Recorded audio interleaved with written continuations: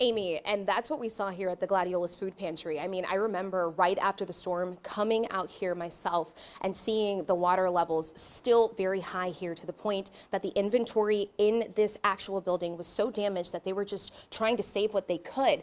This pantry already had served about 700 families a month.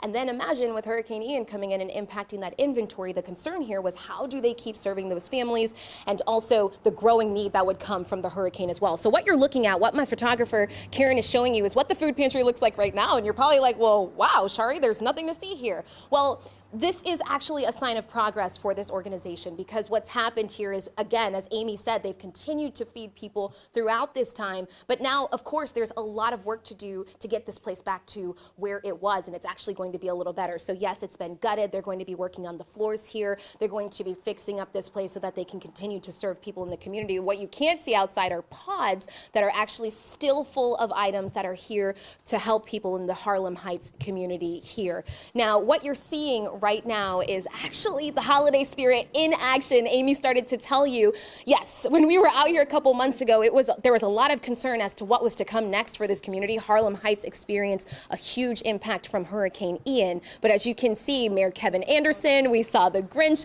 agencies like the Lee County Sheriff's Office were here today, making sure that kids in this community actually had a special early start to their Christmas. And you can see the Christmas spirit is still going on right now. You see, I love this hat. Amy, if you can get me this hat for Christmas, that would be amazing. But these girls have the Christmas spirit. I'm gonna squeeze in between you guys right here. Yeah, we're gonna dance right here. There you go. So this is Miriam Ortiz, and Miriam is the founder and executive director, and she's brought some of her support team here along with me. I met Miriam. Wow, I hope I don't get emotional, Miriam. I met Miriam when I came out here just to check on the Harlem Heights community, and she was the one that said to me, I really don't know what's going to happen and what's going to come next for the community and for the families that we serve. But she was out here.